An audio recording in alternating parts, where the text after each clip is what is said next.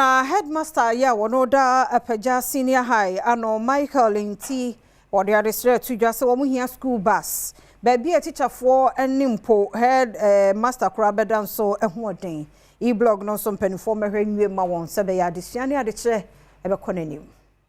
Headmaster yo wa Apagya SHS Michael Nti ne nsada ne nsayem wo srese aboafo betumi aba won sraban mu na ba staff accommodation wadomo no mu ebi ne nyina na beboa amasoko na konanim anya no nko a wo se wo e block ne so no ohia so betumi asiewe kwakora na aboa e wade kira de hyiansem ne emu de nti a yetu yensa frɛ awofo na dwumadie kese bi eda yeni so ne nyina ne sɛ emofra na yagye wo mu aba Apagya Senior High School as first year student as part of our subject combination yene mofra no aye orientation for 2 days ama the third day no omo ya aptitude test English and math na we say ade chi aye ne no ye fra awofo no na ye mo ya aware of omo man subject na omo fa no se be ya omo so betimi support omo na mofra na timi asua de ye be fa afidie so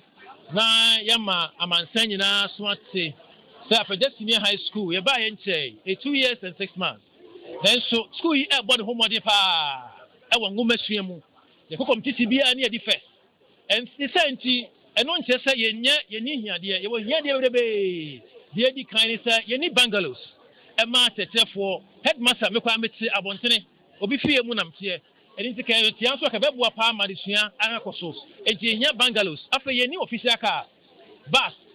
eni fani say headmaster official car me wi su kwa bi ni ho eno efi won so a ye betre say ye yi blog no o musa ban ana ye ma ye nenso